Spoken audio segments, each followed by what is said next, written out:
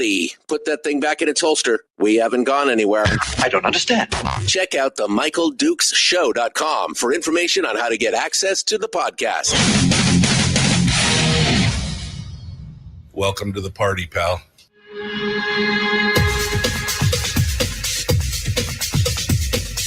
The Michael Dukes Show. The greed and the entitlement is astounding to me. What more could you want from a low-budget radio program? This is a dumpster fire. That was just BS. It is time to get a new perspective.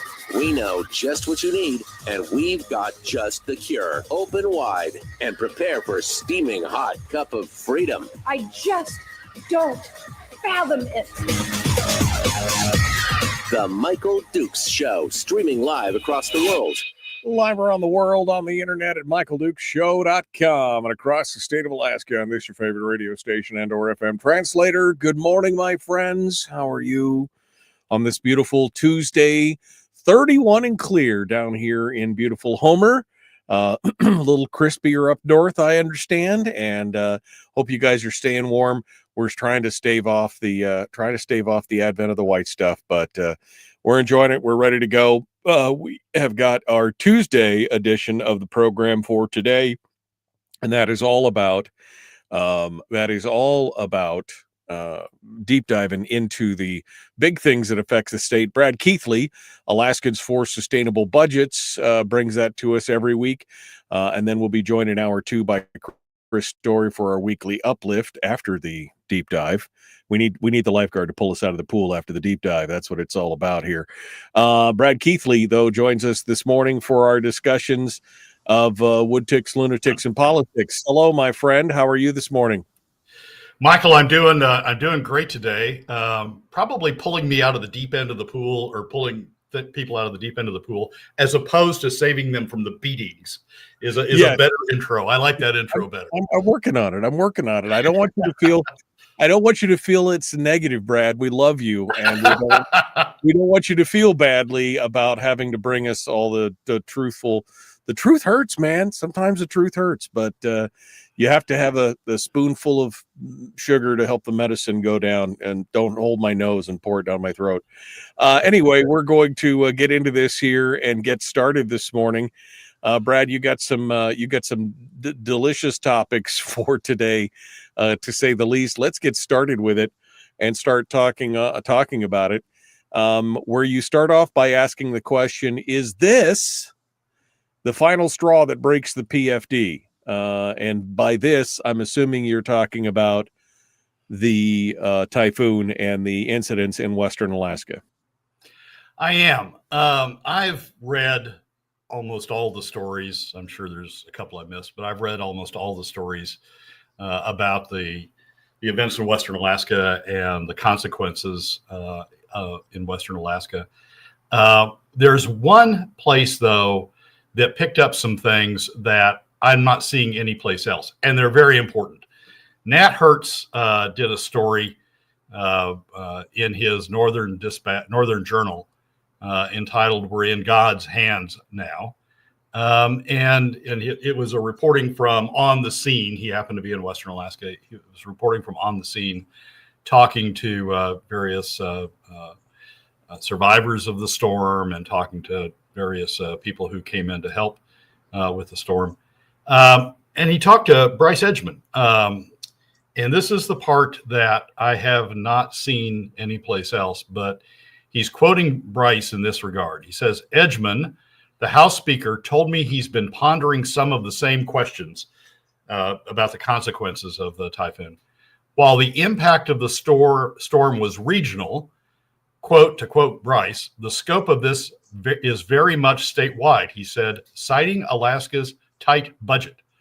The state, he argued, does not have enough money to pay a large permanent fund dividend checks to residents, while also meeting its obligations to match aid money from the Federal Emergency Management Agency, typically 25% of the total cost. You think about the enormity of the expense involved in all this and what it could do to Alaska's fiscal future, Edgman said. It's going to be transformative in ways that we don't know yet. It's too early to take action, of course, he added, but he said it's not too early to start to think in those terms. And as I pondered and looked at numbers about what the potential costs of dealing with the typhoon and the aftermath are out in Western Alaska, he very well could be right. We're down to a point over the next decade if no additional revenue sources are developed, and if spending continues to go even at the rate of inflation. The numbers get more wild if it's higher than the rate of inflation. But if spending goes even at the rate of inflation over the next decade, we're going to be down to about $500 billion for the PFD using the leftover PFD approach. That's about 13% of the POMV draw that's going to be available for the PFD under the current approach that we're taking. Right. It's not hard to imagine that people are going to, when you start piling on and say, oh, we need climate resilience, we need a bunch of things to deal with the consequences of the storm, not only reconstructing the villages if we decide to do that, or in whatever manner we decide to deal with the damage that's been done, but dealing with the consequences, the ongoing consequences. And some are already talking about establishing a climate resilience fund, the state establishing a climate resilience fund in the wake of both the storm and the federal government sort of wind down of FEMA. When you start putting the numbers together, you can easily see that if they focus it on the PFD, if they take it out of the PFD, you can easily see that $500 million that toward the end of the decade is what we have left for the PFD. You can easily see that, slipping away. So I think, the storm and the consequences of the storm and the potential that people will talk about for additional storms and needing to get ready for that and spend in anticipation of that, or establish the climate resilience fund and save in anticipation of those costs. I think it very well could be the straw that breaks, if we don't develop alternative revenue sources, it very well could be the straw that breaks the camel's back on the PFD. The PFD's sort of been sitting there hanging on by its fingernails. And right. If we throw all these costs at it, particularly if FEMA Governor Dunleavy's asked for the feds to cover 100% of the cost instead of just 75%. But particularly if the feds don't cover that 100%, if they leave 25% to the state and the FEMA support expires at some time, we don't get additional federal dollars to deal with it. I think you can see that slip away. The irony of it is, and this just infuriates me sometimes when I think about it. The irony of it is we are taking it off the backs. We'll be taking that money out of the hands of the very people we claim that we're saving or that we're dealing with. The bush. Yeah. I mean, we'll be driving. One of the things of using PFD cuts as opposed to more equitable, more fair revenue methods. One of the consequences is you drive people into poverty. I mean, you've got people who are near the poverty line, above the poverty line when we have the full PFD. They're dropped below the poverty line when we cut the PFD, and so we're going to be driving the very people that we claim to be concerned about, that we claim to be focused on. We're going to be driving a segment of that very population into poverty by in structuring the payments, in structuring the way that we provide revenue for those payments out of the PFD. And in terms of statewide, it's going to be middle and lower income Alaska families that are going to pay, that are going to bear the bulk of it. Top 20%? No. Yeah. Non-residents? No. Oil companies paying up to their constitutional max or constitutional mandate? No. It'll be middle and lower income Alaska families that will be bearing the consequence of that. So this storm certainly has huge and direct impacts on the people affected by it. But looking at Bryce's comment, he just sort of flipped it off. I mean, looking at Bryce's comment, the consequences of this may be for the rest of the state and for Alaska's fiscal situation may be huge.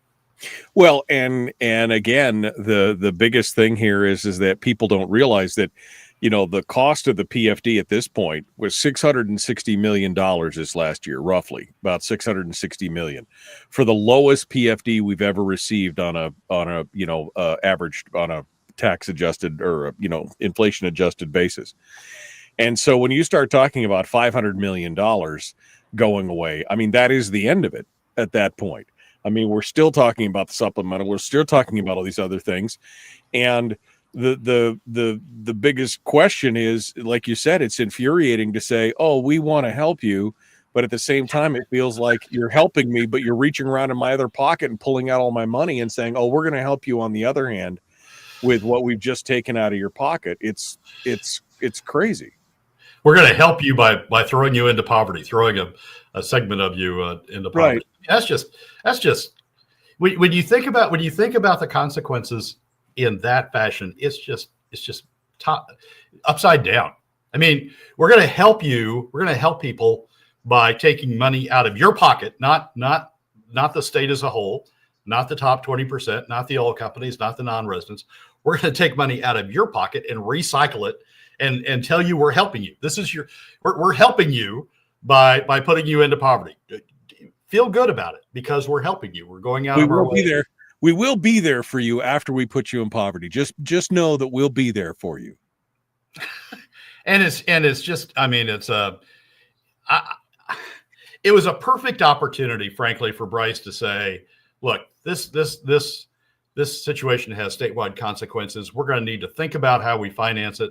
We're going to think about how we spread the burden across the state. We're going to need to think about how we do this in an equitable way. Not mention taxes, not mention, if he doesn't want to mention the T word, not mention the T word. But at least talk about it in broader strokes, broader revenue sources. It's going to impact the state as a whole. We're all going to have to come together. We're all going to have to contribute. No, I mean, he targets the PFD. He says the state, he argued, does not have enough money to pay a large permanent fund dividend checks to residents while also meeting the obligations to match aid money. He's targeting the PFD. And so it's just, I mean, well, that's the thing. He doesn't even talk about any other option. Nothing about tightening government's belt, nothing about, looking for new sources of revenue, nothing about anything else. He immediately goes for the throat and goes for the kill on the PFD. I think that's what you're saying there. Yeah. It's like, I mean, Bryce is fully in on this notion that the PFD is just a pot of money waiting there for the legislature to use. And boy, aren't you lucky we haven't used it yet, but we're just sort of sitting there waiting for a thing where we need to use it. And boy, this is probably the thing where we're going to need to use it.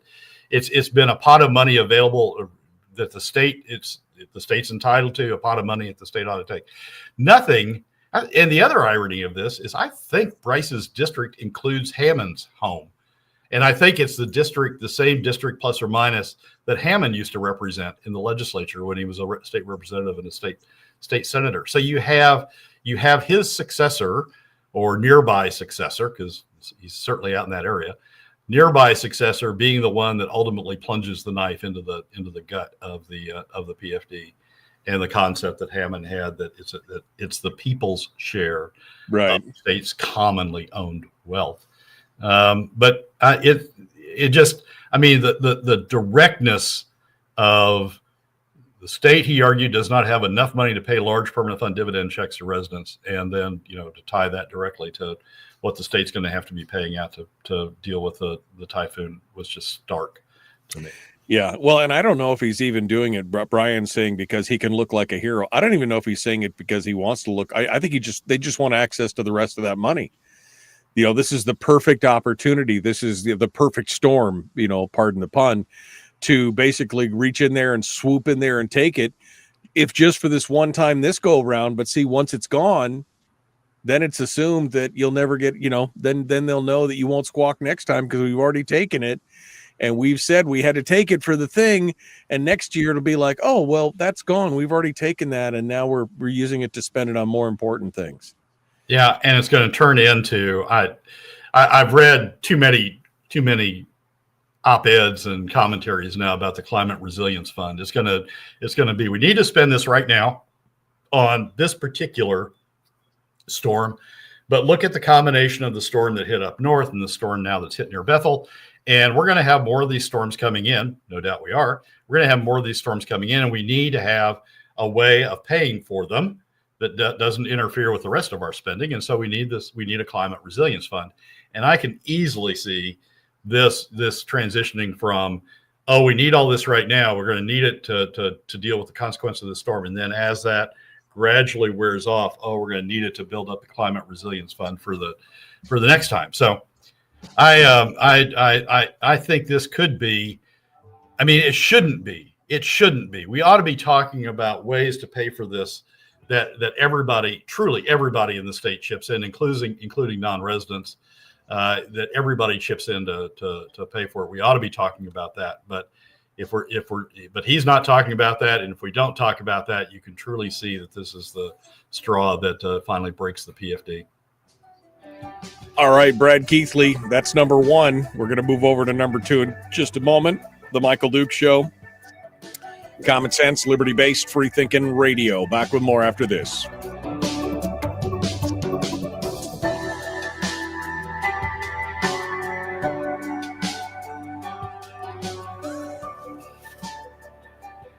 If you missed the show, you can listen to it on your time with Dukes On Demand. Oh, and it's free. Like America used to be. Streaming live every weekday morning on Facebook Live and MichaelDukesShow.com. Okay.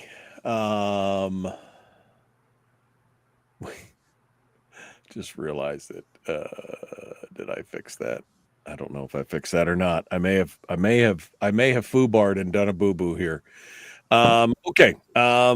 I'll take a look at that here as we go through.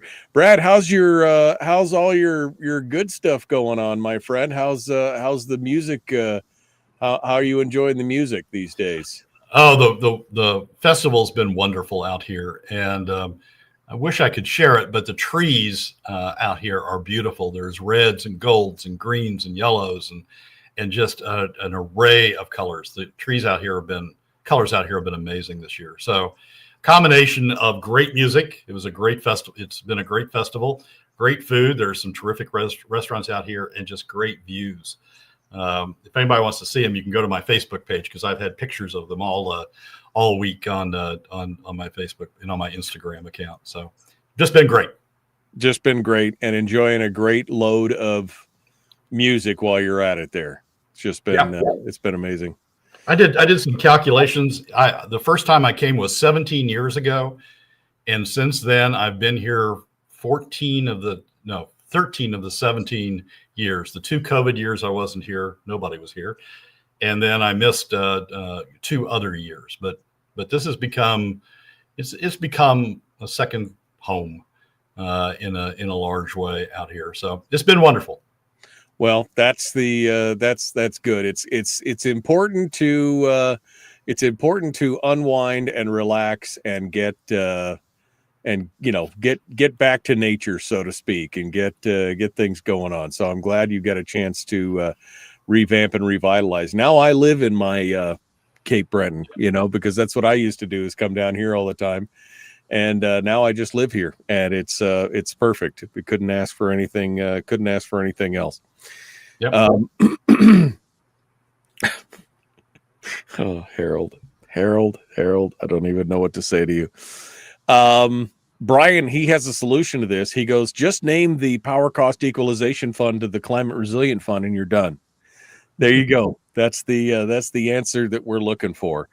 But you're right. I mean, I think they've been looking for an excuse to be able to spend the PFD because, again, in people's mind, the first year that the PFD's gone will be the last year that they'll expect it.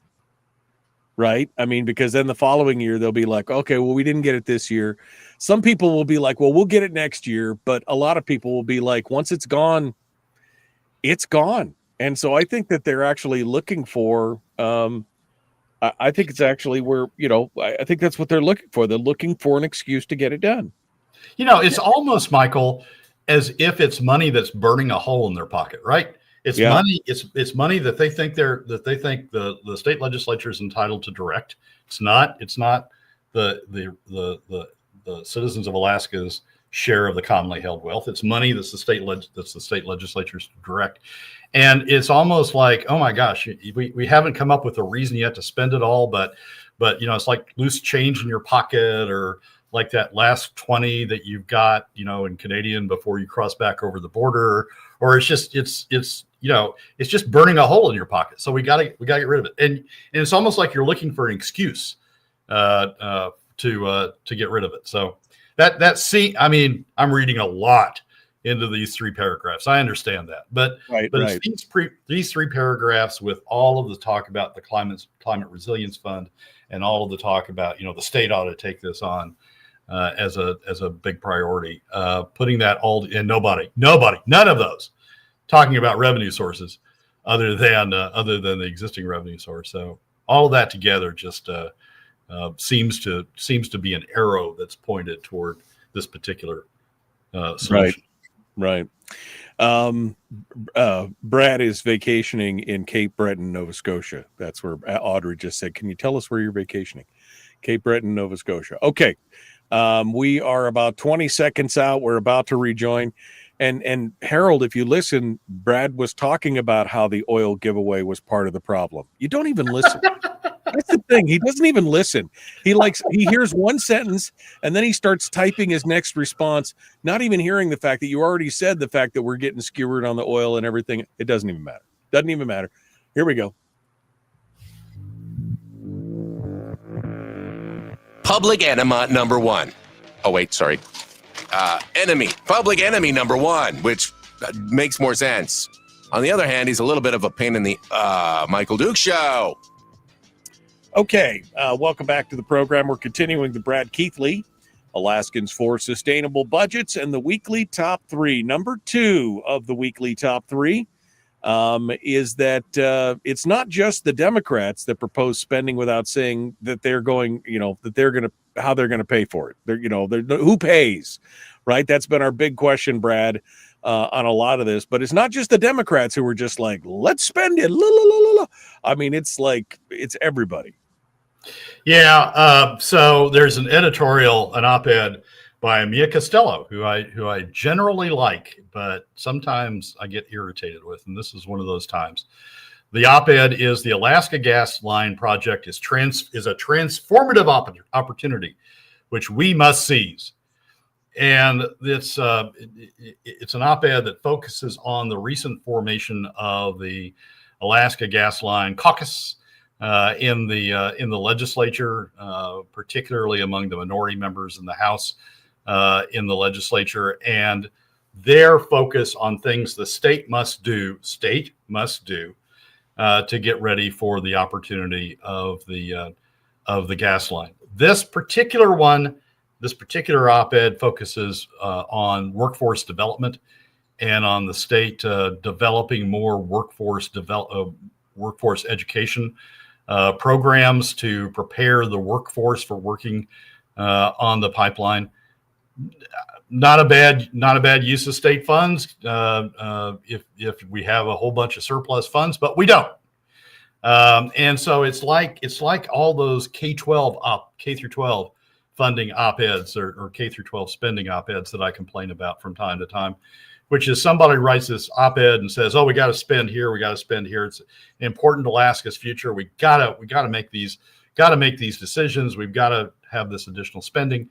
But without mentioning where the heck the revenue is going to come from, who's going to pay for it. Right. This one is Mia saying, "Oh, we got to develop these additional educational opportunities. We got to develop these additional programs," but nothing in here about how you're going to pay for it.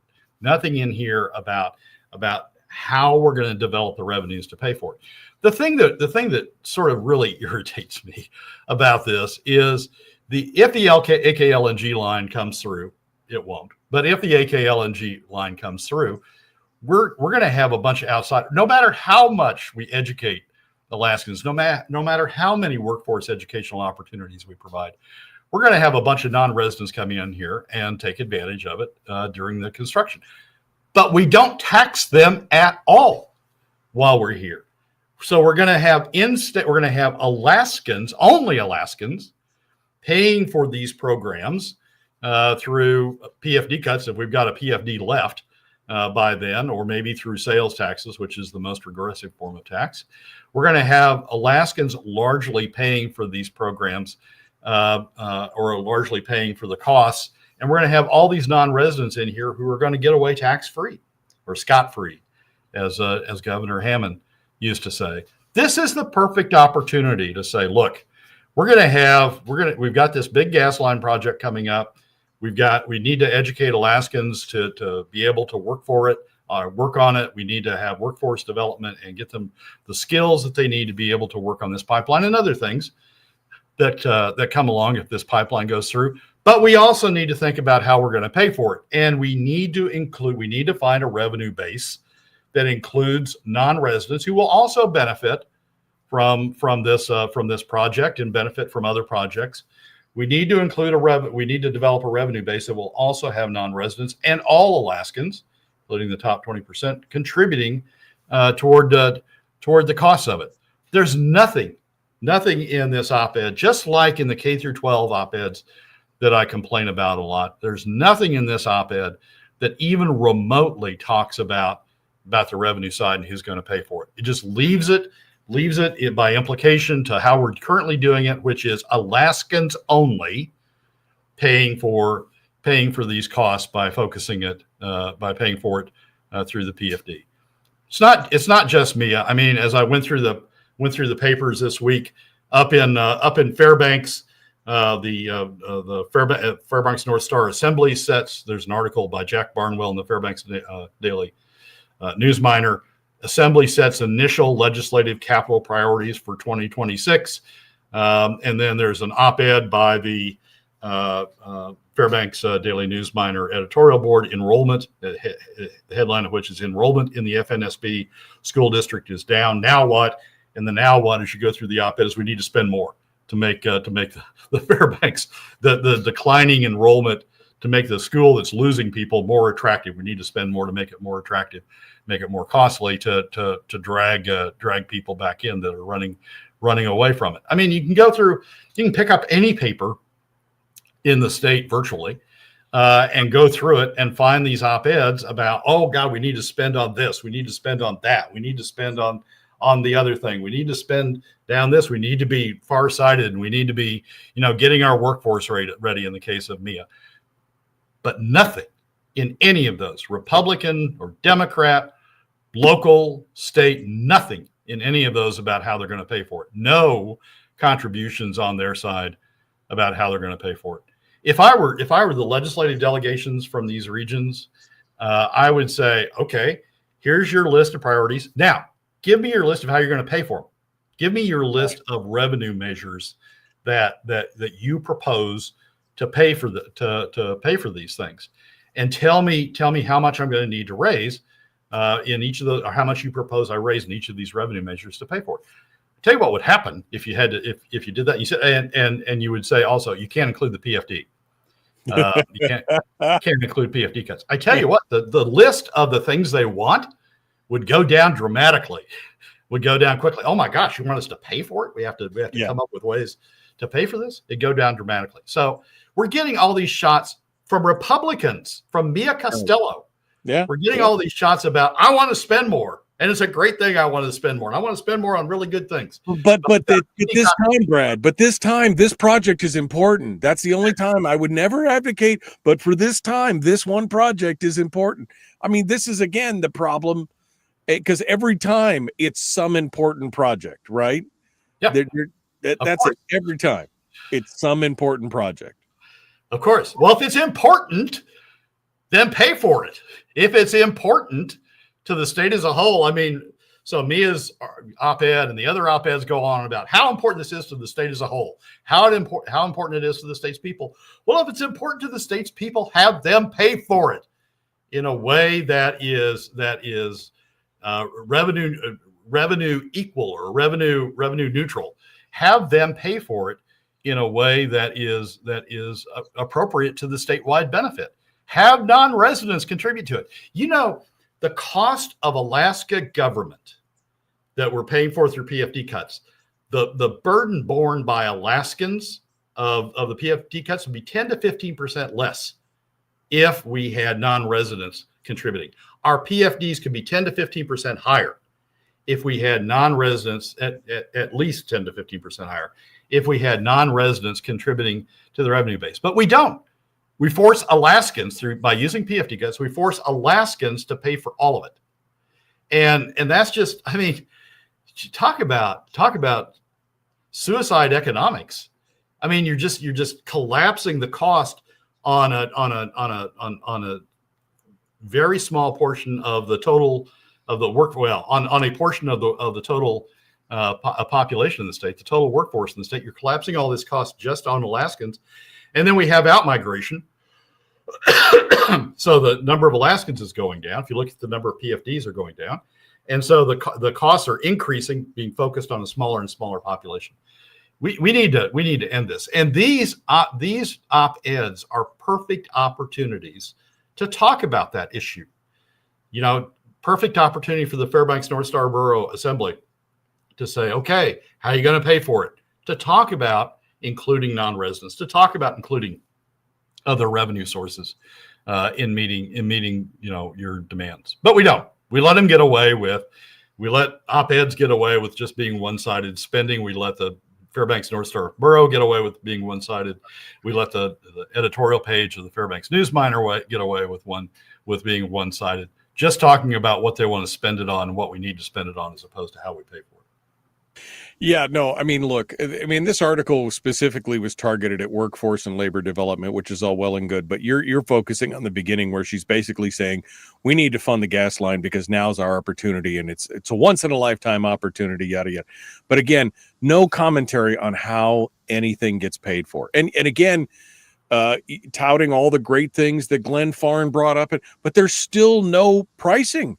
We still do not have a new price tag for this gas line.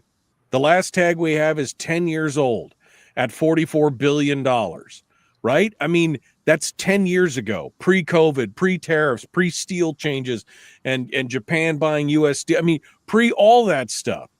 And we still don't have a number. How are people still like, oh yeah, I mean, just like they're drinking the Kool-Aid on this. We've got to know what the numbers are. Right. And articles like this and the caucus and all that, and the caucus meeting, I followed the caucus meeting where they had everybody come up, where they had Glenn Farn and others come up and testify about the status and how great things were and how it was looking good. All of those are they're trying to get our toe in the water and say, oh yeah, okay, this is going to work. You know, we want to be supportive of it. This is a great thing. And then gradually they're going to start rolling out, you know, how much Alaska's got to contribute to get all this benefit. This is sort of the first shot of that. Well, Alaskans need to pay for all the workforce development for Alaskans. We don't need a broader revenue base for that. Well, that's why there's no price tag, because they want to slow roll it on us and try and slowly turn the temperature up in the pot until you realize that it's on a full rolling boil and you're in the middle of it. That's what they want to do. There is no economic way to be able to pay for this gas line if they don't have outside investment. And what it's telling me right now, because they're refusing to put those price tags out, the investment's too damn high, and they can't get any investors on it. That's what it sounds like to me.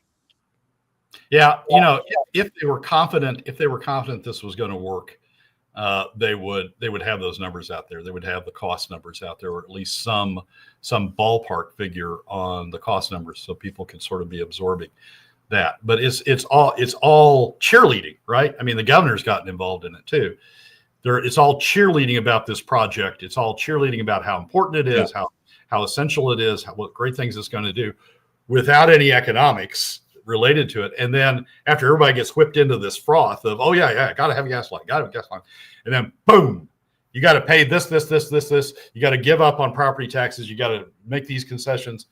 Oh, but you know, we're all excited about this. So okay, we'll do all that. And it's just, I mean, you can see how they're trying to play this.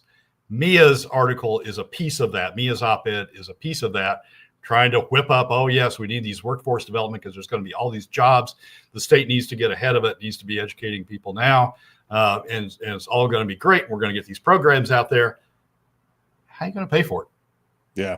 And there's just radio silence on Well, that's the thing. There's such a fervor going on, and everybody is all frothing at the mouth, and they're all ready. But the problem is that it's going to be more of the same because we can't get the economic part of it right, and just because it can't be done. And it'll be, my fear is that 3 years from now we'll be looking back, going, "Wow, how did we get all stirred up about this gas line when we really didn't have any underpinnings for this whole argument?" It's just. It's crazy. It's absolutely crazy. All right. Well, we're up against the next break. We got to go here. Don't go anywhere. The Michael Duke Show continues. Brad Keithley is our guest. You can find him at ak4sb.com if you want to go over there and check it out. It's akforsb.com. You can find him on Facebook, where he loves to argue with you, on Facebook at Alaskans for Sustainable Budgets, or on X, I guess. Twitter, X, whatever we call it. Whatever we're calling it these days. Back with more right after this.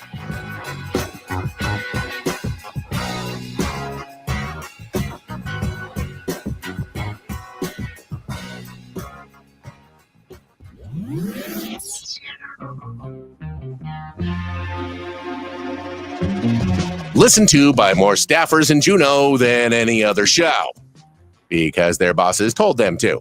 And after what they just heard, oh man, they're going to be pissed. You're a bad, bad man. The Michael Duke Show.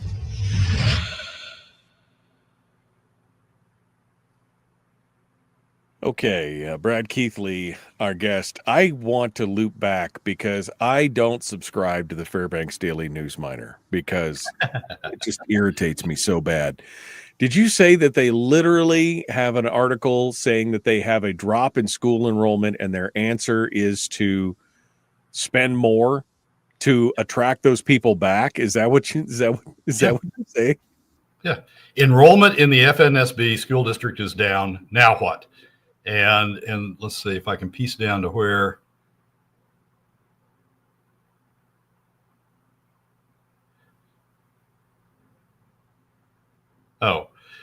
So they have a list of solutions. Looking inward, make public schools more appealing, expand specialized programs, improve student engagement and outcomes by investing in modern relevant curriculum, recruit and retain high quality educators, competitive pay, professional development, supportive environments, enhance communication with, it just goes on. That's all the stuff that they said that they've been doing. We're getting the cutting edge curriculums, and we're doing the best to get the retained teachers, and we're doing the best for training. Barbara Haney said, surprised you didn't pick up on the request by the Fairbanks North Starborough School District to build a new middle school. They got a declining enrollment, and they want to build a new middle school on top of that. I mean, this is just nuttiness at this point. Well, I mean, but it's Fairbanks North Star, because I happened to be looking at the news miner when I was preparing for the show. But I could go to Anchorage and see the same thing. I probably could go to Kenai and see the same thing. These list of priorities, these list of proposals on how to deal with school issues or how to deal with any sort of other issues is just spend more in this way. And maybe sometimes you'll see, maybe we ought to cut someplace, but without specifics on where to cut. Maybe we just ought to cut someplace theoretically, but nothing on how you pay for it, on how you positively come up with additional revenue to pay for it. And it's usually we want the state to pay more, right? I mean, right. The Fairbanks North Starborough Assembly sets initial legislative capital priorities for 2026. Well, those were all they want the state to pay for it. So it's I get it.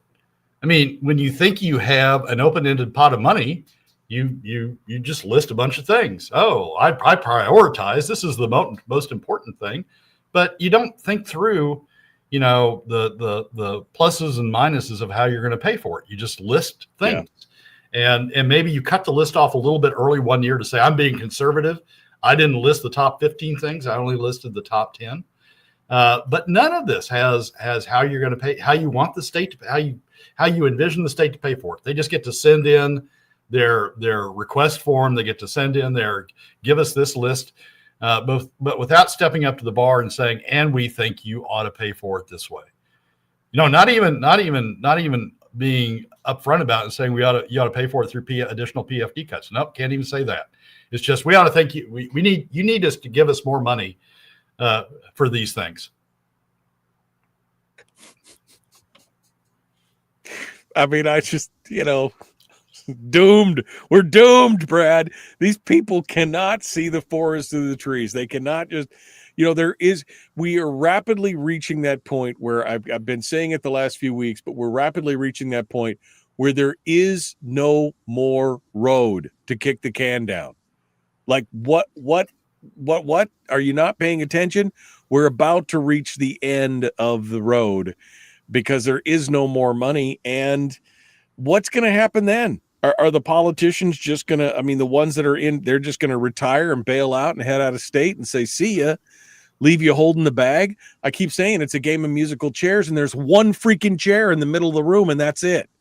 And I guarantee you Alaskans aren't going to get their seats in that butts in that seat. It's going to be the politician going to be the last one standing when it's all said and done.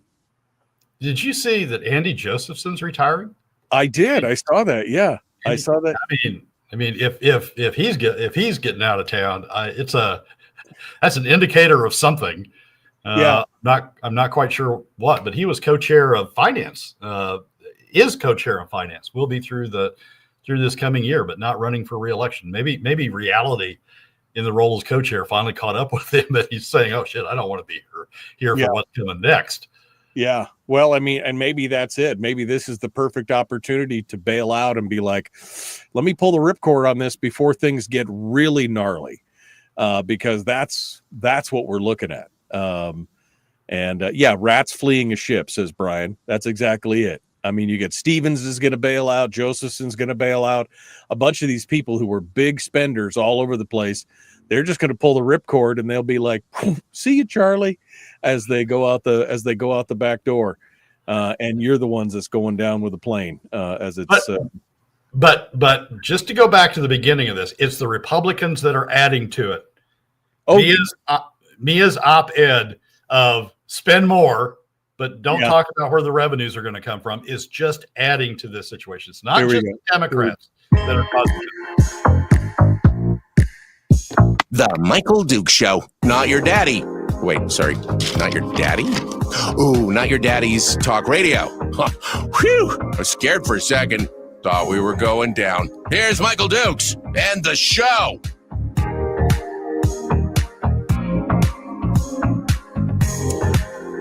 Okay. Welcome back to the program. Brad Keithley, Alaskans for Sustainable Budgets, the weekly top three.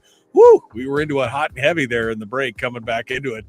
So frustrating to watch all this stuff going on. And we were just talking about rats fleeing the sinking ship, which I think is a good analogy for what we've been talking about here for what's happening in the state. And we can get into that a little bit later. But let's get on to number 3, which was our discussion on the permanent fund and more, the corporation and everything. Jon Faulkner may need to start over, is what Brad said. We started last week with his part 1, and now we're working on to the great debate of the permanent fund, part 2. Brad, what do you say here? So last week we talked about Jon's first piece on the permanent fund that was on inflation proofing. And Jon essentially was making arguments that both feed in and support those who want to collapse the 2-account fund, which actually protects the corpus, into a single account, which would create a back door into the corpus and allow the legislatures to start draining down the corpus when the permanent fund corporation is not earning enough to cover the withdrawals. And Jon's argument last week was directly in support of that.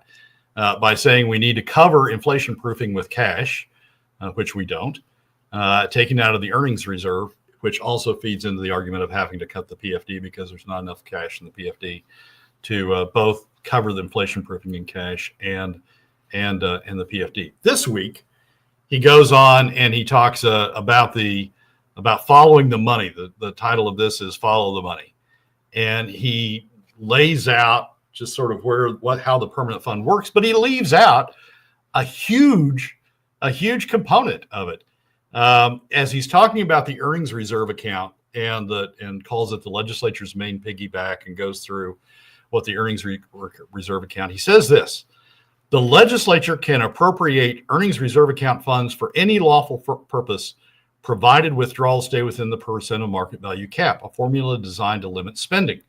Within that limit, however, the legislature exercises broad discretion. That is why the ERA is described by many as the primary revenue source for our state budget. Well, that's not the way the statute works, John. The way the statute works is the way the existing statute works, has worked since the early 1980s and continues to work today, not been amended.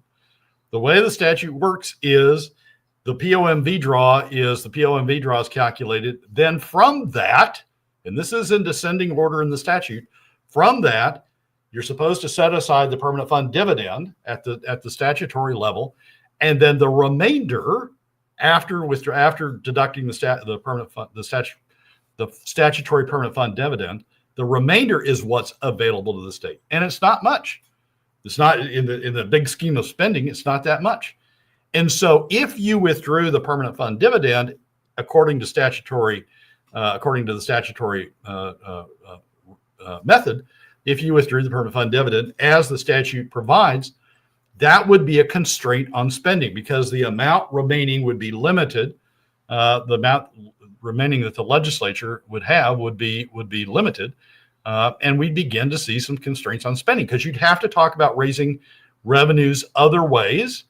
And when you start talking about raising revenues other ways in the form of a tax or some other mechanism, people start pushing back on spending.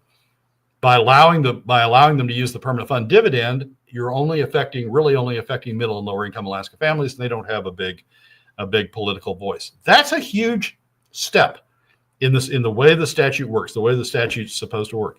And John just completely misses it, just completely ignores it. The legislature what he says is the legislature can appropriate ERA funds for any lawful purpose, provided withdrawals stay within the percent of market value cap, a formula designed to limit spending. Within that limit, however, the legislature exercises broad discretion. It doesn't. I mean, the way the statute works, it doesn't.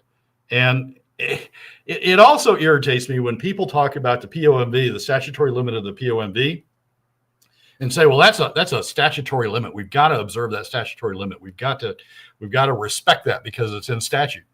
The PFD is in statute. Indeed, right. In the same statute. And we don't respect that. I mean, we just ignore that and keep on going. So why does anybody think that we're going to that when push comes to shove, we're going to respect the POMV statute? Or conversely, if you want to argue that we need to respect the POMV statute because that's a hard limit in statute, then we ought to respect the PFD calculation because that's also a hard calculation in statute.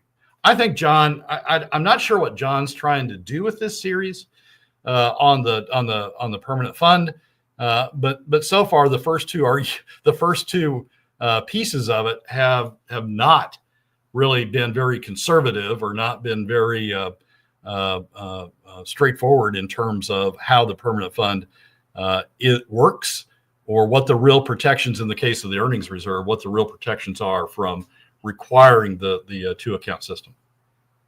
Yeah, no. Again, I'm trying to figure out what he's tracking to with this, and again, the fact that he's kind of got the ERA component of it, backwards as far as what the POMV does and how much money it draws in there, and again, the fact that we're ignoring the statute. That's the thing that just I mean, but the POMV is so important and so sacred. Again, it's a statute. It's not a constitutional mandate. It's a statute, and they can change anything that they want. Just like they're ignoring the current statutory formula, they could ignore the POMV draw at any time. They could, if they wanted to, they don't have to. They could do it whatever they want out of the ERA. And if you think the POMV statute is important and we ought to respect it and we ought to uphold it and we ought not to do anything to undercut it, then we ought not to be undercutting the PFD statute, because it's in the same damn statute. It's got the same legal status as the POMV cap. It's got the same impact on calculations as the POMV cap. We ought to be respecting the PFD statute. And if you don't like it, change it. Have the guts to change it. But just ignoring it undercuts the rule of law, undercuts respect for law, and is undercutting the hell out of the POMV statute at the same time. Brad Keithley, Alaskans for Sustainable Budgets, the weekly top 3. We're down to the last 2 minutes here for the program today. So, Brad, you want to summate with all your thoughts on all this? I mean, we're talked about, is the PFD, is this the bullet, the magic bullet that goes into it? How do we pay for all of it? And of course, can we get all the details right? That's kind of the big thing here. So hit us with it. We don't have responsible fiscal policy in the state. We don't have legislators who talk responsibly about fiscal policy on both the R side and the D side. We don't have people who, when they write articles about, the permanent fund or other things, who don't think responsibly about the fiscal policy in the state.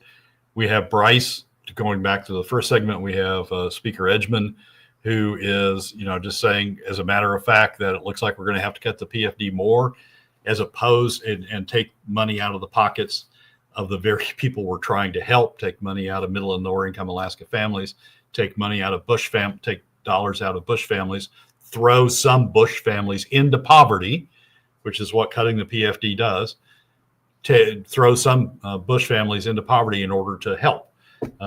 When you've got a broad array of other revenue sources, the top 20% contributing an equitable share, oil companies getting old tax rates back up to the constitutional mandate, non-residents, when you've got a broad array of other revenue sources that could help contribute to it and reduce the impact on middle and lower income Alaska families, and reduce the impact on the very people you're trying to help, the people from the Western Alaska communities that have been impacted.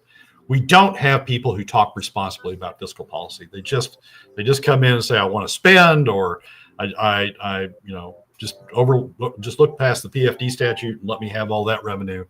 We've got to have people, we've got to have candidates, we've got to have legislators that think and talk responsibly about fiscal policy in the years ahead, because it's going to become even more important. Brad Keithley, Alaskans for Sustainable Budgets, the weekly top 3. Thank you, Brad. Appreciate you coming on board. Folks, we're going to be back. Hour 2 is dead ahead. The Michael Duke Show.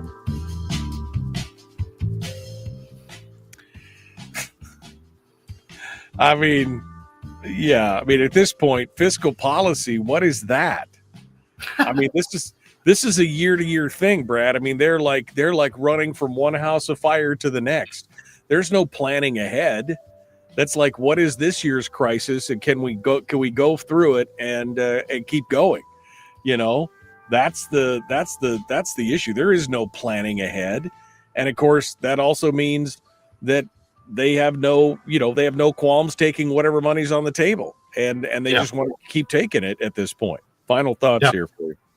Well, yeah, it is that, Michael. I mean, they're just sitting year to year. That's exactly right, and it's the crisis of the moment, and they've just let the PFD sit there as a pot. And Jon's column just sort of reinforces that.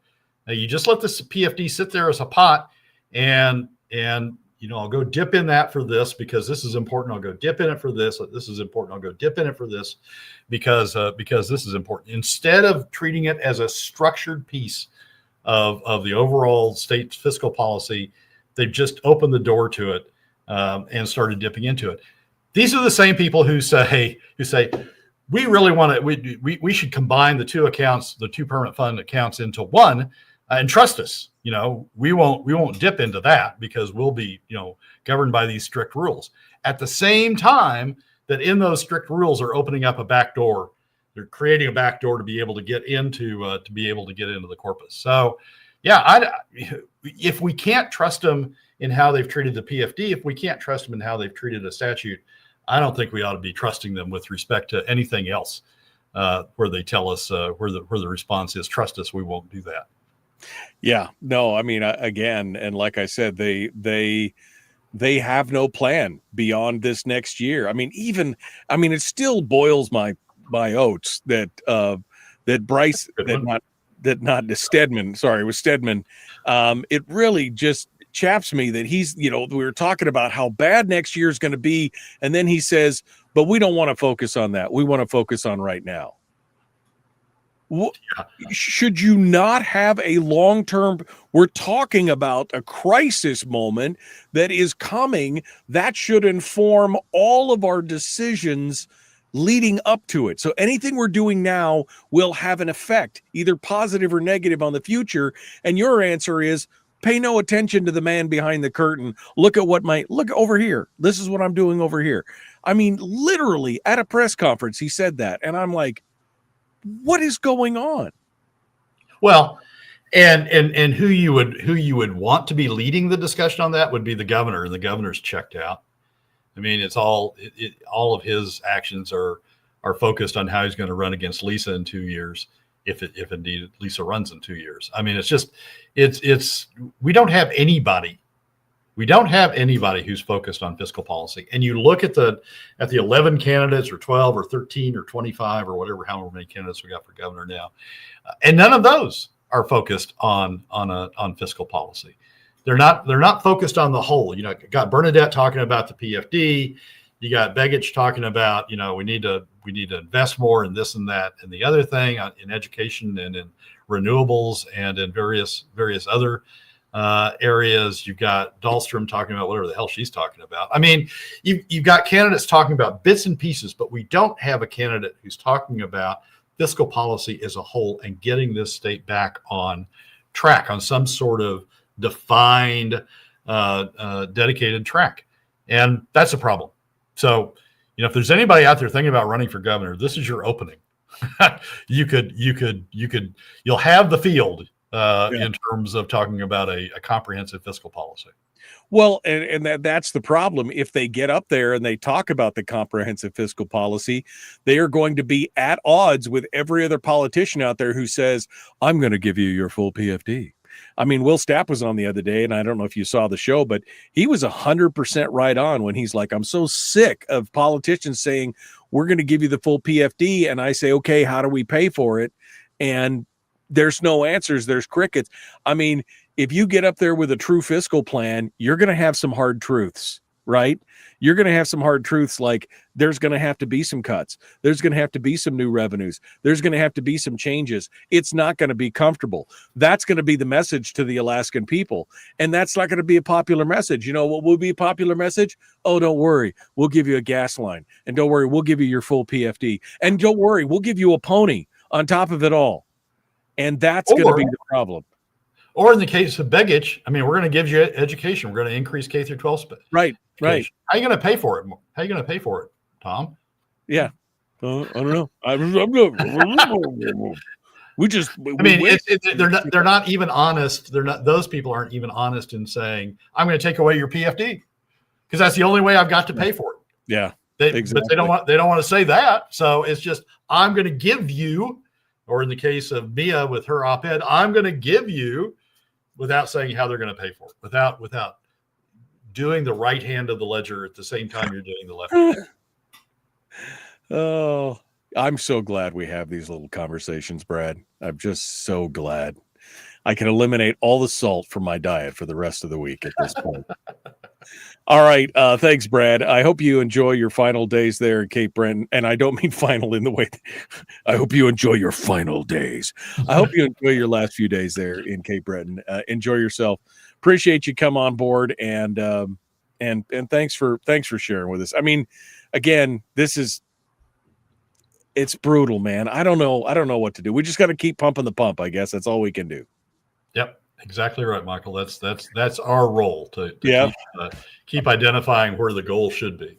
Yeah, town criers. That's what we are, town criers with less hair. All right, we will see you next time, Brad. Thanks so much. Appreciate it. As always, thanks for having me, Michael. All right, folks, we got to go. Hour 2 is dead ahead. The Michael Duke Show, common sense, liberty-based, free-thinking radio.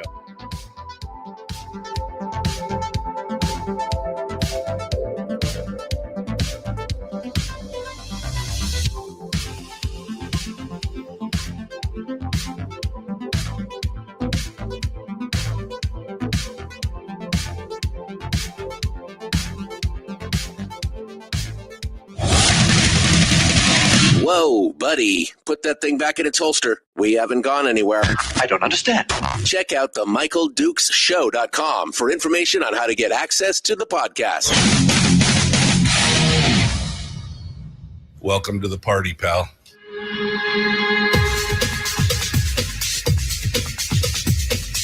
The Michael Dukes Show. The greed and the entitlement is astounding to me. What more could you want from a low-budget radio program? This is a dumpster fire. That was just BS. It is time to get a new perspective. We know just what you need, and we've got just the cure. Open wide and prepare for a steaming hot cup of freedom. I just don't fathom it. The Michael Dukes Show, streaming live across the world. Live around the world on the interwebs at michaeldukeshow.com and across the state of Alaska on this, your favorite radio station and or FM translator. Hello, my friends. How you doing? How are things going with you? Look, I'm looking at all this stuff that's going on. And we just finished up with Brad Keithley, right? Alaskans for Sustainable Budgets. And I have got to say that I am, I'm about as frustrated as a guy can get, right? Watching all this kind of stuff and watching everything that's happening. This idea that somehow, and we were talking about it with Brad there at the very end. There is no fiscal plan in the state of Alaska. There is no fiscal plan. It's I mean, this thing is it is by the seat of our pants every year. And it's whoever is making whoever is squawking hard enough, that's the squeaky wheel that we grease. Or whatever our pet project of the moment is, it's that's where we're looking at things and where we should be going. I mean, this whole sentiment of just pay no attention to the man behind the curtain. We were just talking about it with Bryce at the Bryce Edgman, not Bryce Edgman. Sorry. It was Bert Stedman at a committee meeting. And I actually had the soundbite. I should go dig the soundbite up. But he literally said, I know we've got a big crisis coming next year, but let's not pay attention to that. Let's focus on what we're dealing with now. And the problem is that the decisions you're making now inform the outcomes of what's happening down the road. So if you've got this huge crisis, you cannot do those kind of things in a vacuum. You have to have a long-term fiscal vision. You got to have a plan for it. And unfortunately, the plan just seems to be, well, let's worry about the next re-election cycle and we'll just take these budgets 1 year at a time as they come, and we'll spend as much as we possibly can. And, when the going gets tough, the tough get going. Right? When the going gets tough, the rest of everybody else just poops out and parties out. For example, just came across the wire yesterday. We didn't get to it yesterday, but it just came across the wire yesterday. It's being reported now that Andy Josephson has confirmed that he is not seeking re-election. Andy Josephson from Anchorage. Now, Andy has been one of the prime architects of a lot of the stuff that's been going on with the budgets over the last, dozen years. I mean, he and others, it's a, ongoing issue, but over the last dozen years. And yet now he's decided that he's not going to seek re-election. Willie in the chat room said something earlier that he said, sorry, I'm scrolling backwards to make sure I don't misquote him, but he said that Lyman Hoffman has said for years that the PFD will be gone by the time he retires. Well, he's retiring. Edgman keeps telling you we're going to take it with or without the public's consent. These are quotes from things that people have said over the course of years, that these legislators have said that Willie has been keeping track of. And that's it. He says for years the PFD will be gone by the time he retires. Well, he's retiring. So again, this leads back into what I have been saying before, that this is the last year of a real PFD. This is the thing. And so now Lyman Hoffman's gone. Gary Stevens this is his final hoorah, right? He's on his way out. We got Andy Josephson leaving, and somebody said, is it rats fleeing the sinking ship? I mean, possibly, because like I've said, these folks can do whatever they want right up until the point where they decide that that there's no more. Again, I've been saying it. There's no more road to kick the can down, right? You can't keep putting this off and utilizing, oh, well, we'll just take a little money from the SBR. Oh, we'll just take a little money from the CBR. Oh, we'll just take some money from the dividend. Pretty soon you've sucked up all the available funds. And then when that bill comes due, you's about to have a problem. Because, I mean, what are you going to do then? What are you going to do then?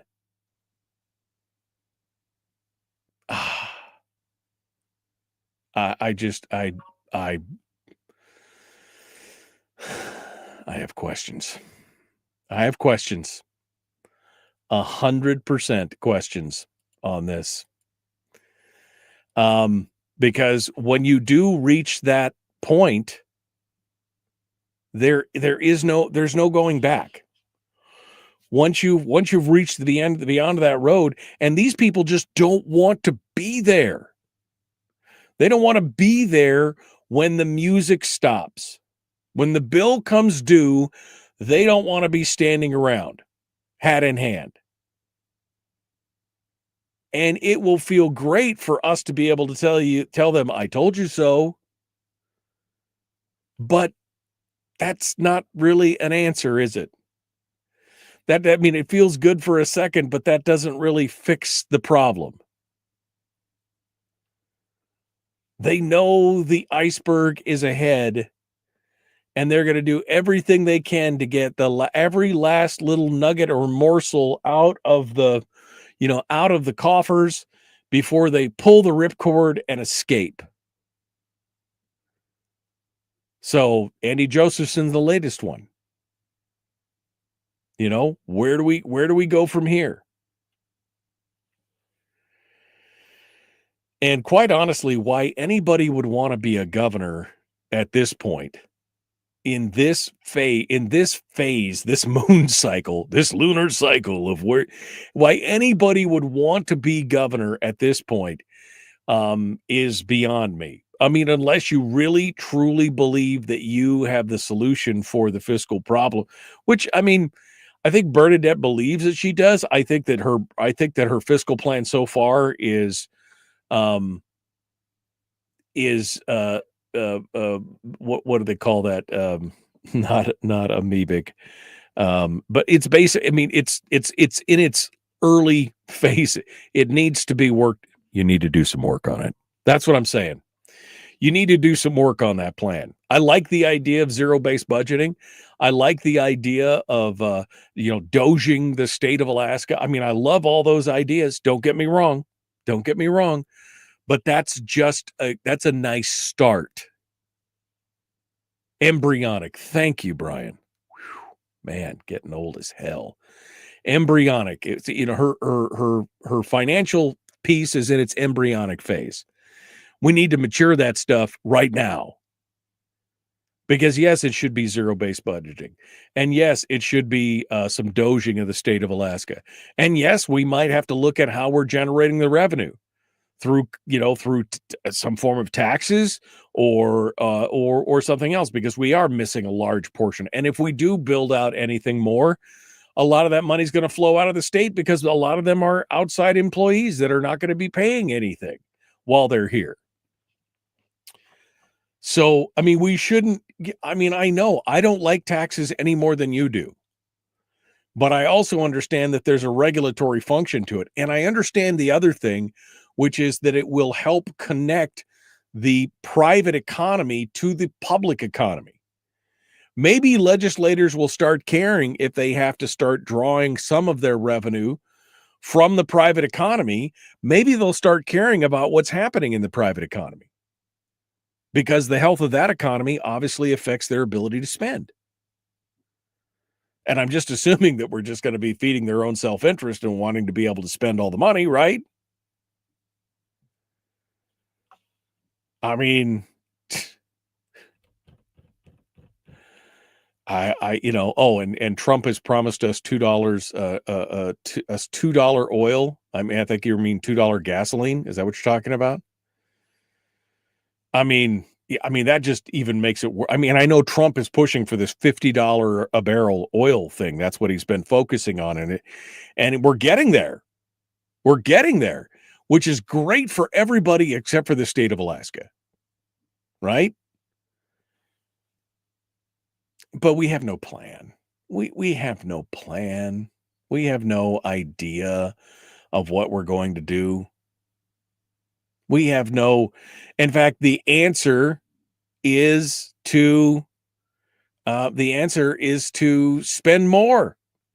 I'm going to get this article that Brad was talking about. I'm going to get a copy of the paper and read this article that Brad was talking about, how, that school enrollment is down. In fact, if anybody is a subscriber to the Newsminer or wants to snapshot me that article so that I can talk about it, or send me a copy of the hard paper. I mean, I would love to hear how they, the enrollment is down even further than expected. Now what? And the now what portion is, what is their answer? Well, then we need to spend more. I mean, we've based our whole model on a per pupil, per student funding formula, meaning we only get paid for butts in the seats, and we don't have enough. In fact, we don't even have what we thought we were going to have. It's even less than that. And the answer is spend more. How does that work? Explain to me like I'm 5.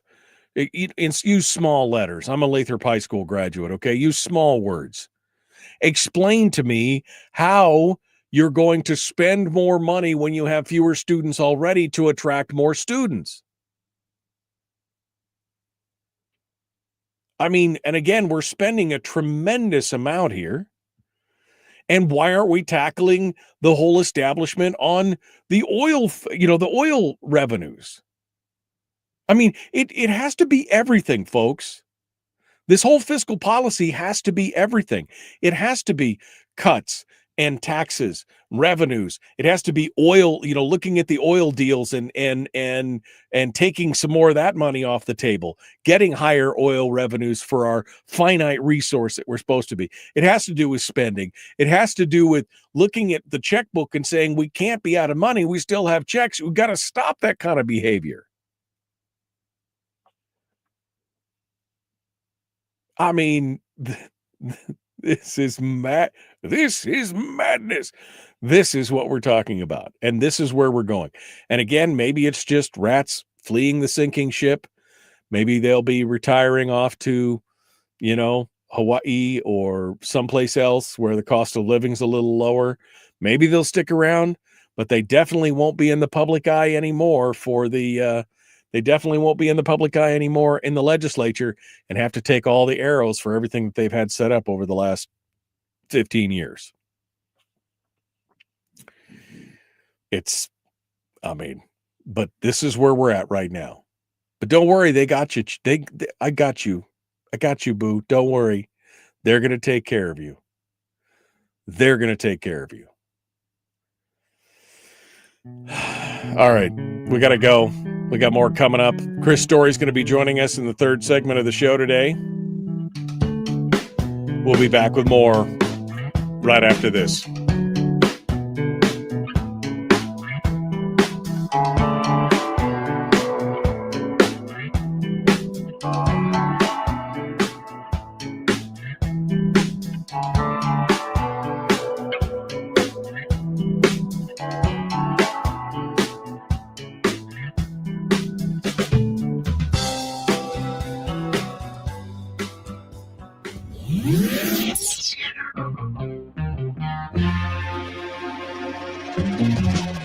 Running on 100% pure beard power. Oh, also some coffee.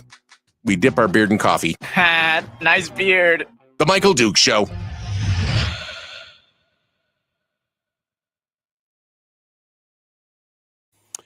Okay. We're back. Who are the two people who filed for Andy's seat? Well, let me tell you who they are. The first one is Lisa Keller, who used to work as a legislative staffer for Josephson. She is the former host of the show Outdoor Explorer. And the second candidate is none other than Anchorage Assembly member Felix Rivera, who terms out in April. Felix Rivera. So that is some interesting stuff right there. That should be a interesting. All right. Well, so you just enjoy yourself with that. But yeah, Josephson out. He's on his way out the door. Alaska Municipal League is an organization that needs to be defunded by the state. It's another nonprofit that feeds off the state money trough. Yeah. I mean, just what's one more among friends, David? What's one more among friends? Let's see. What do we got here? Doing three things here. Why would we give them more money if they have showed us they cannot budget well, said Lisa. Well, yeah. Get some basis for your arguments. No. If you don't like it, hit the road, Jack. That's all I'm saying. If you don't like it, hit the road. I'm doing what I do, man. I'm doing what I do. I love doing what I do. All right, let me I need to pull. I'm sorry, guys. I got to pull something here together here. Let me put this down here. I got to fix something. There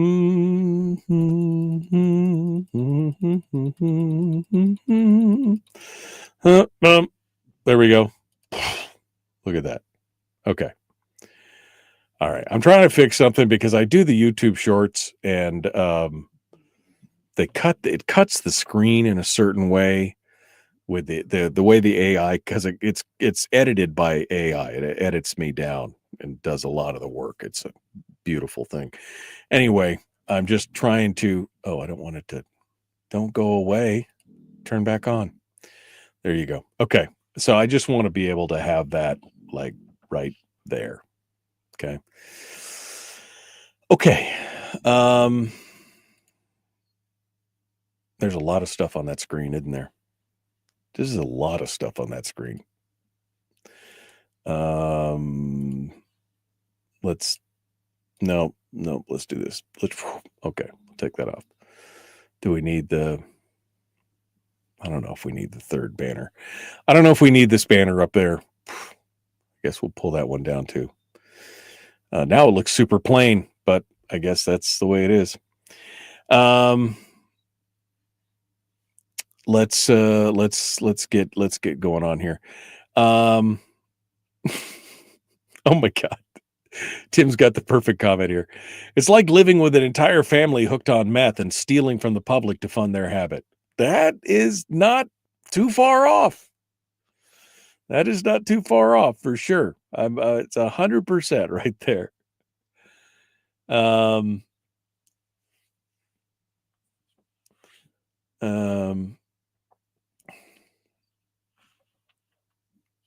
It's crazy. Connections.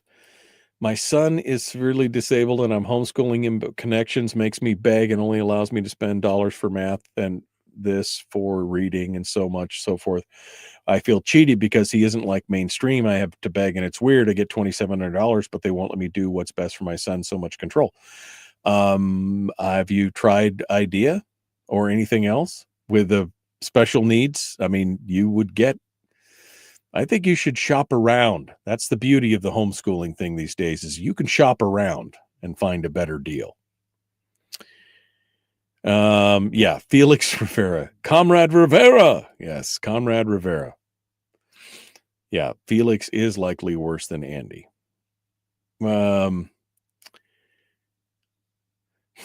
Melissa said, tonight's my last board meeting. If you're in Fairbanks and want to waste some time, I'd love to see a show of support. Oh, man. And Chris asks, when do you think payroll taxes will be implemented in Alaska?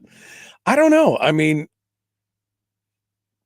I'm not sure. Hey, welcome back to the program. You know what? I feel cheated. The Michael Duke Show. Not your daddy. Wait, sorry. Not your daddy? Ooh, not your daddy's talk radio. Huh. Whew. I was scared for a second.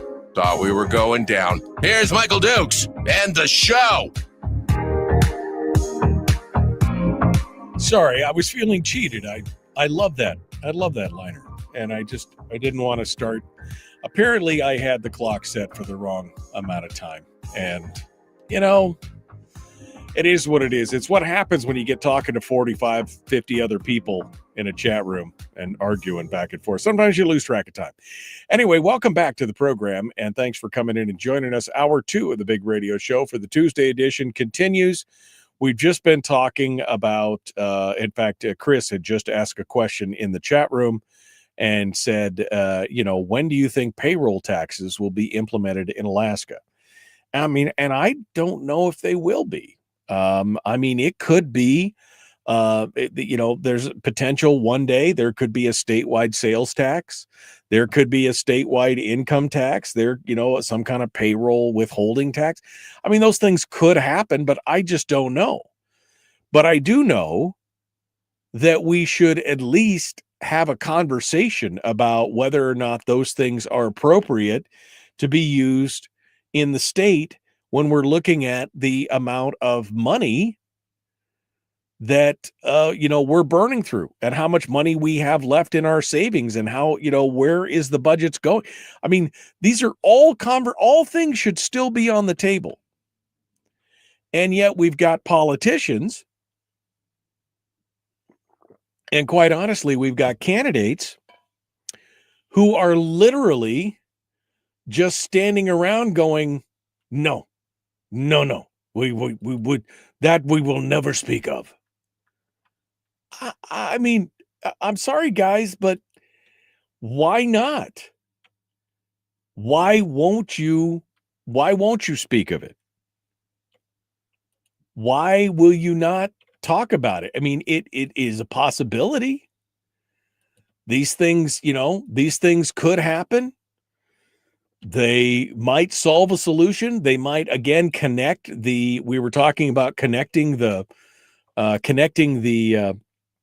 public and the private economy by having them tied together. I mean, I'm not saying that there's a guarantee, but there's always the possibility. Why shouldn't we at least have the conversation? It's just like, no soup for you. They don't want to talk about it. And if we don't start having some of these uncomfortable conversations about what's going on in government, then, I mean, it's, here will too come the inevitable crash. Then it really will be rats fleeing a sinking ship. Then it really will be part of the problem. It's crazy. What else were we? Did you, weren't we just talking about Anchorage yesterday?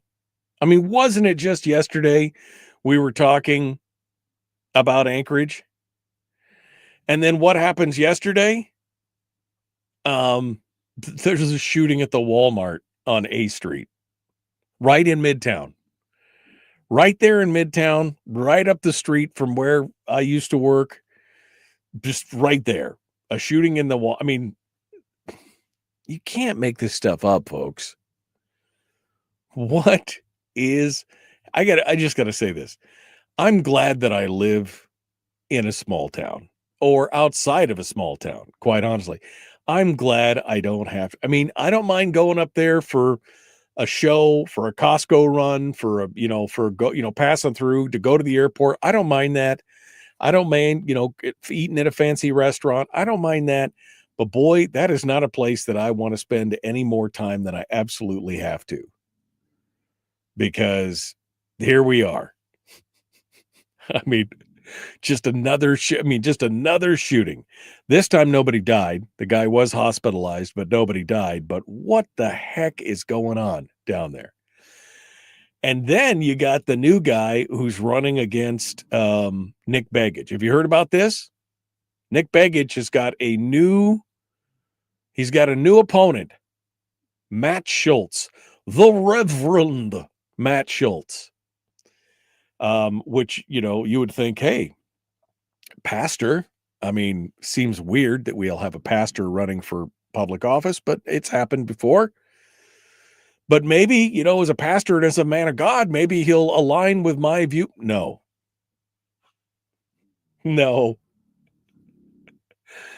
Pastor Schultz is the pastor of the ultra-liberal First Presbyterian Church in Anchorage. He pastors a church that ordains transgendered clergy. He's active in supporting the No Kings protests, the Black Lives Matter movement, pro-abortion Planned Parenthood panels, and the expansion of special rights for those who claim to be LGBTQ. He's also adamantly opposed to conservative Christian understandings of the Bible and regularly decries the growing conservative political movement as right-wing Christian nationalism. Now, when he made his campaign announcement, on the other hand, he makes no mention of the fact that he's out on the streets marching for change and doing all these other things, but instead just puts forward that he's relatable. I'm running for Congress to turn the page on partisan politics, Nazi, and put Alaskans first by lowering costs and protecting health care and making smart investments so our kids can live, work, and raise a family here. I mean, this is the same guy who over the last couple of years has said who has told people that they should take the COVID vaccine, that they should do it as an act of faith, putting a spiritual spin on it, saying, please get the vaccine as an act of faith. God gave us minds and brains and science, and it would be a shame not to use them to save people's lives.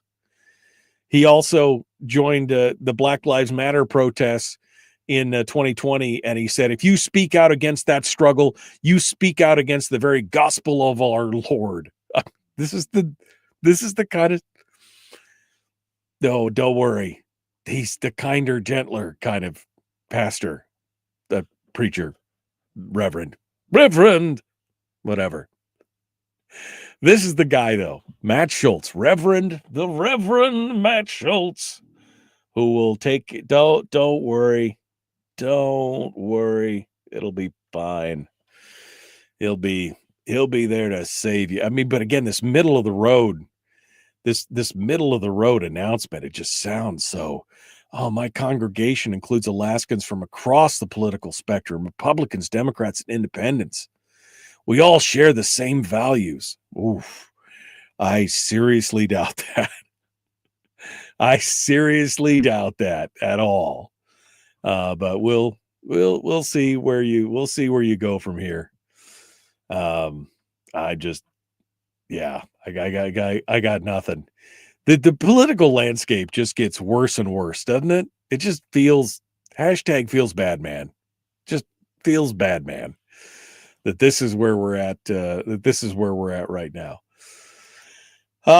What else? Was there anything else? I think that was all the headlines that really caught my attention on the way out the door.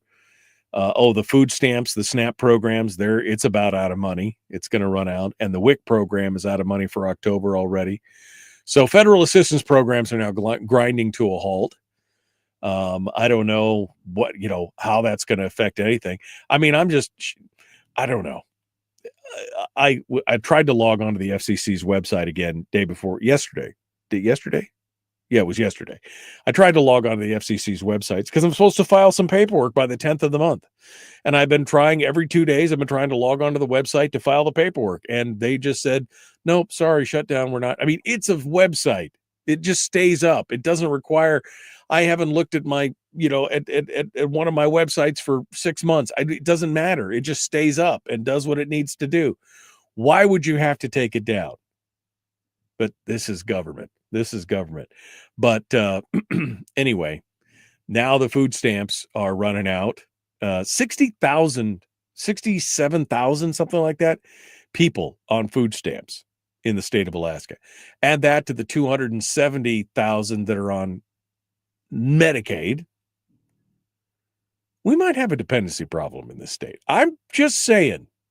I'm just going to throw that out there. We might have a dependency problem in this state. You guys should look into that. You should look into that. Let's see where you come up with on that. Interesting stuff.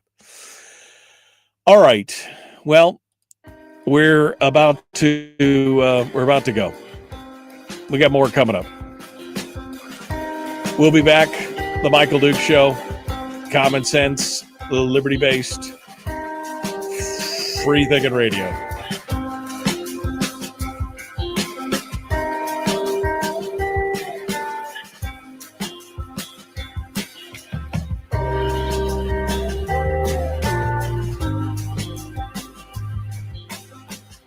We're broadcasting live through a series of tubes, allowing all of these entities to provide streaming stuff going on the internet. Well, it's kind of hard to explain. Sorry. Streaming live every weekday morning on Facebook Live and MichaelDukesShow.com. Okay. Where was I? Let's see. How can that be? Says Renee. How can students even read their diplomas? Says David. Less than 32% in Fairbanks. Less than 32% of fourth graders read at grade level. Less than 35% of ninth graders read at grade level. Yet 80% graduate. Can the students even read their diplomas? Which Melissa says, no, they can't because they're in cursive. Oof. And Renee asks, how can that be? How can that be? Well, it's easy. Everyone can graduate because the K-12 schools love to tout that metric, but graduation rates are a fake metric unlike standardized tests. When anyone voices a graduation rate, I ignore that. But again, that's the thing, right? What do we need? They wonder why people are fleeing the schools. I mean, there's a variety of reasons, but probably the prime one is you just ain't doing a good job. Right? That's the problem. You're just not doing a good job. That's why they're fleeing.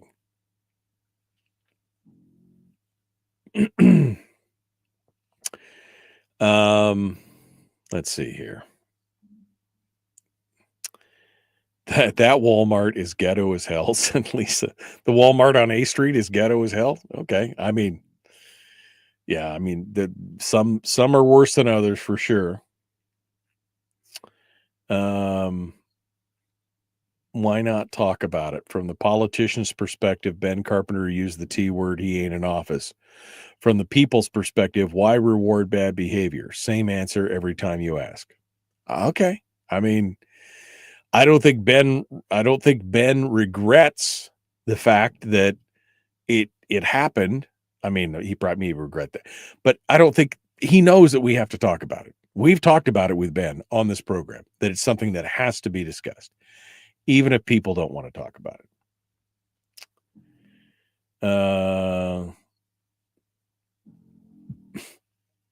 Read up on that dude. They're talking about Matt Schultz. Read up on that dude. Okay. We can do that. Let me get, where is Chris? Oh, Chris is just joining us. I was like just about to call him, figure out what's going on. Read up on that dude. Ken says he's a gay preacher. And then Terry says he wears dresses. I don't know if he does or not, but I've seen some of the quotes that he's had. And I mean, that's enough for me. That's enough for me to go over that.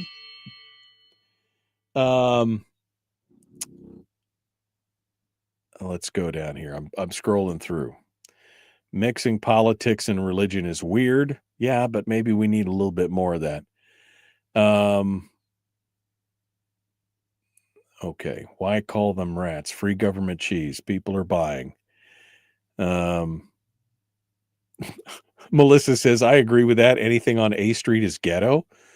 Not in the heart of the Midtown there. It's a pretty nice area down there at one point. I will say that part right there is kind of ghetto right there.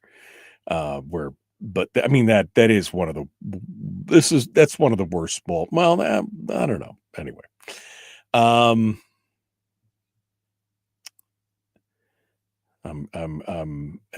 going through here. Marissa. He wears a collar and smiles. He must be okay. And Joel says he's a mockery of religion. I mean, I could tell that just by some of the quotes that he was saying, right? Basically telling me that if I didn't believe in the BLM mantra, that I was, how did he put it?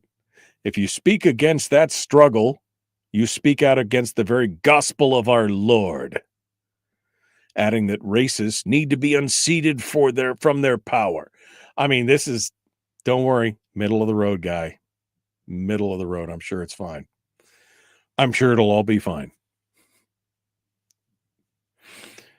A picture of him in a dress after his service, after his service to announce his running is on Suzanne's. Must be on her Facebook page. I'll have to go take a look at it on Suzanne's page here in a little bit. But yeah, that would be hysterical. I mean, it wouldn't surprise me. It would just be hysterical. Okay, let's go over to Chris. See if he's ready. If he's ready to transition out of the green. Hello, my friend. How are you? Good morning. I are ready.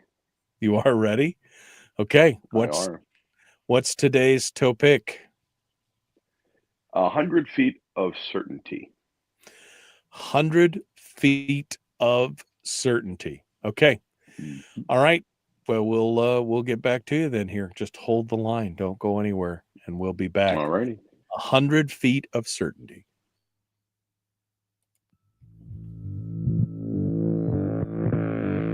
Public enema number one. Oh, wait, sorry. Public enemy number one, which makes more sense. On the other hand, he's a little bit of a pain in the Michael Duke Show. Okay, welcome back to the program. It's time for the man, the myth, the legend in his own mind. Chris Story comes in every morning to join us, every Tuesday morning to join us, to give us a positivity uplift, to lift us out of the doldrums and out of the deep end. We need a lifeguard for the deep end of the pool that Brad Keithley has dropped us into, where we're treading water desperately, and Chris offers that. Just think of him looking down at you and smiling and offering that helping hand to lift you from that despair. And he joins us this morning to do that for it. Hello, my friend. How are you? Good morning, Michael. I am on top of the world. I had to think about that for just a second, and I decided, no, that's exactly where I am. It's exactly where you are. It's on top of the world. It's been a beautiful morning so far. So let's get to it. What's on your mind for us? What do you have for us today, Chris? What can all the kiddies learn from Chris Story, the man from Homer, who is the purveyor of ilovehomeralaska.com, where you can find everything, including his audiobooks, his written word, his pottery, his podcasts, and everything else. What else have you got for us today, sir? 100 feet of certainty. That's all you have is 100 feet of certainty. Well, I'll take that for That's $1. What do we got for 100 feet of certainty? How does that work?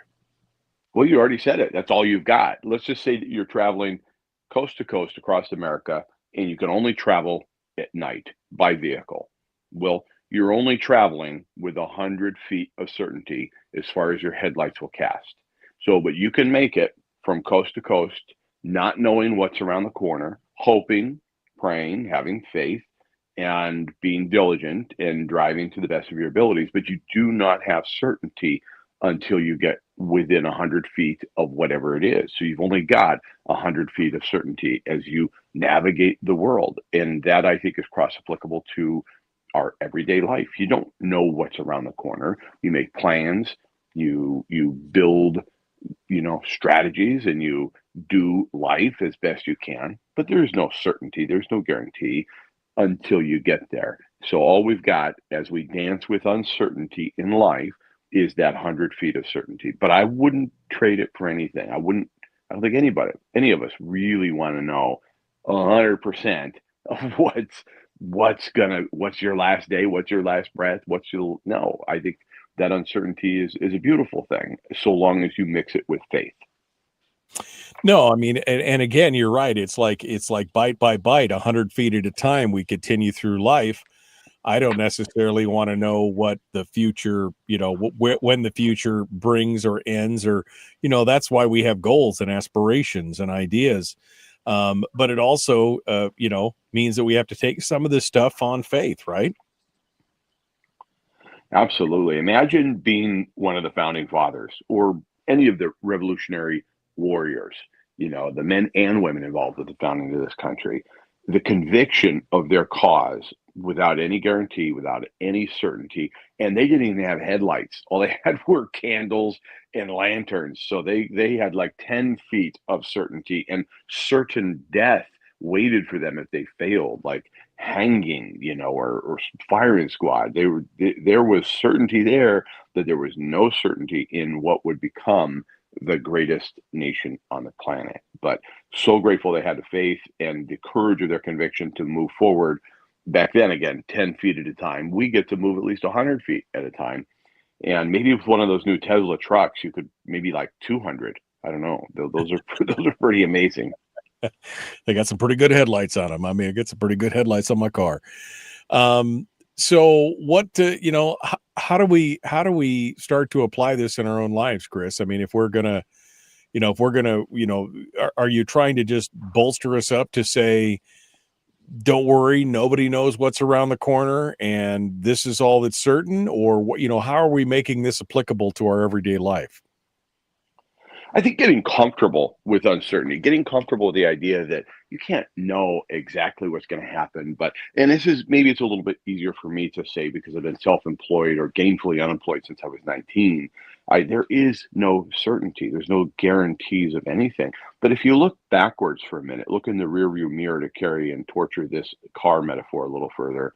Look in the rearview mirror where you've been, what you've done, mistakes you've made, and how they have shaped you to become who you are today. And I'm betting you probably wouldn't trade your life today for an unknown, uncertain life that you made different choices in the past. And we all can look back and go, yeah, armchair quarterback this thing and go, well, that was dumb. I wish I hadn't done that. But you wouldn't be who you are today. You wouldn't have the certainty and the knowledge that you've got about at least where you are and who you are had you not made those mistakes. It makes you who you are, and all the better for tackling what's to come and the uncertainty that is guaranteed ahead of you. And it's a little bit like the Chinese have the saying about fall down 7 times, get up 8. Dancing with doubt. Interesting thing. Doubt. The very definition of the word doubt is, and it's being divided between 2 possibilities. That there is 2 possibilities. Doubt comes when you have abundance. In other words, and that's another way to dance with just. And it might sound like pedantic to go on about the definition of doubt and go, this is a great thing, but it truly is. If there's a division in your mind between 2 possibilities, you have an abundance of possibilities. So revel in that and be grateful for having opportunity in your life. No, it's interesting as you look at that, and I was just thinking when you were talking about, if you could just go back and make some of the changes in your life, and I mean, this is a great thought experiment, but I was thinking about it from a perspective of, I mean, if I had chosen differently at one crossroads of my life, maybe where I made a choice later on that I was like, oh, that wasn't the best choice, but would I be where I am today because of that? I mean, I know that there's uncertainty, but there's that whole uncertainty of, if I had chosen differently, would it have put me in a complete and total different branch of my life? And would I have instead ended up doing something completely, you just don't know. You have to I like the idea of kind of embracing the uncertainty, because you just kind of got to roll with it. You got to make it. And maybe if I was destined to do a radio talk show, then I still would have done it regardless of what choice that I made at the beginning, or maybe something different would have happened. I don't know. There's a new movie that's just come out called Soul on Fire. The guy's name is John McClane. No, that's John McClane. That's Die Hard. But Welcome, anyway, but welcome to the party. It's a true story about a young guy who sets himself on fire accidentally. John O'Leary. Yeah. Okay. That's the guy. And if you listen to some of his speeches and talking, he wouldn't do anything differently. I mean, he was 90% burned his body. I mean, he was at death's door for quite a while, and he's come back with no fingers and still probably some incredibly painful scars. And yet he is living on purpose and says that this was what he was supposed to go through. And he's on a mission to share with the world, a life of purpose and what you can do with your life. And I'm like, man, if that guy doesn't, look back with regret and live every day just wallowing in self-pity and like, why me? How could this happen to me? What room do I have to do that, man? Yeah, of all the people out there that have room to complain and to gripe or be upset, he definitely probably, and if he doesn't do it, then you should, what was the thing? What was the old deal? First, I wept because I had no shoes, and then I met the man who had no feet. And then you're like, okay, I get it. I get it. I get that. Which is different than Eugene Levy's character in Best in Show, where he had literally 2 left feet. Did you ever see that movie? I have not seen that movie, but it sounds like a Eugene Levy thing for sure. All right. Well, so how do we get started with this? I mean, this is something that, we all face uncertainty every day. So is this just a case by case, decision by decision basis as we face a little bit of doubt and uncertainty? We need to learn to change our mindset as we deal with it. Is this something that you do? If you're faced with doubt or worry, what does Chris Story do? I think mindset's the right word. It's a philosophy. Your philosophical outlook is going to determine your circumstances. Even though there's outwardly, there's things outside of your control. There are circumstances you cannot have, prevailing influence over, but you get to decide how you're going to react to it. So it comes back to the event plus your response will equal your outcome. E plus R equals O from Jack Canfield. There is nothing more certain in this world than your reaction. Everything else is uncertain. The outcome is not guaranteed. The events that are going to occur are not within your control, but your response to the world, your response to what happens is 100% in your control. And I think honestly, if we, each of us would spend a little more time in self-reflection, a little more time spending with empathy, understanding what somebody else might be going through before we react because of the circumstance we find ourselves in, and we automatically jump to conclusions as to what their motive was or what their intent was, when the reality is it might not be that way. So if we employed some empathy along the way, gauge our response and reaction to, what if it was you? That's one of the most incredible things I've ever seen. This guy called Joe Stump put this presentation together, and Tiffany and I happened to be in the audience one day, and he's saying that he changed the life of a hobo. And what happened is this guy was sitting there with a sign outside of a store, and people were ignoring him completely. He had a little pasteboard sign that said, hungry vet or whatever it said.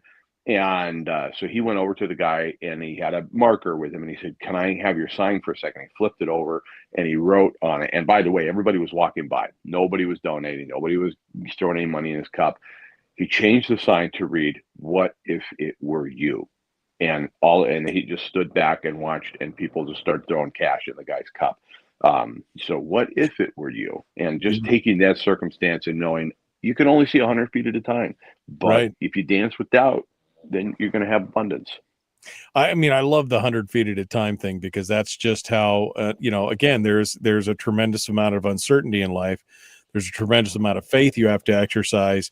But even when things get tough, like you said, then you have to look at it and go, it could have been, what if it was me? What if what if this was you, kind of thing. And I love that. Chris Story, the man from Homer, you could find him at ilovehomeralaska.com.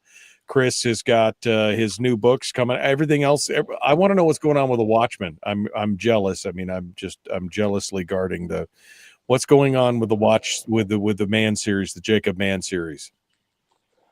Oh, well, I'm glad you asked. Thank you. In November. I am writing the third in the book. I'm going to finish it in November. Probably won't release it until the first of the year. But I'm going to write the rough draft for the next book in November. It's my goal. NaNoWriMo, going to participate, going to make it happen.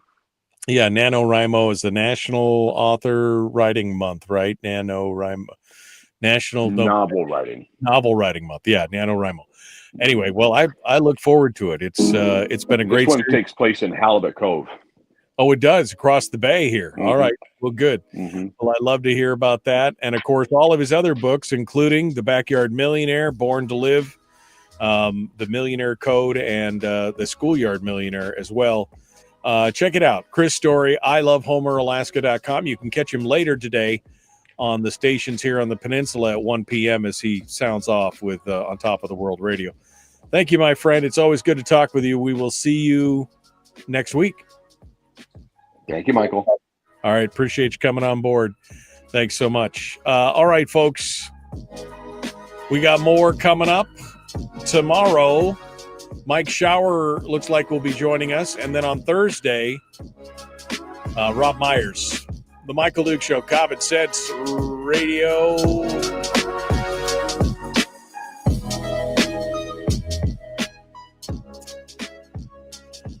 Okay.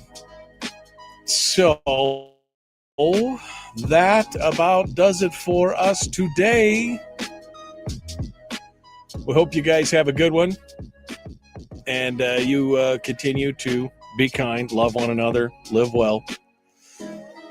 You guys stay strong. We'll see you tomorrow. Have a great day.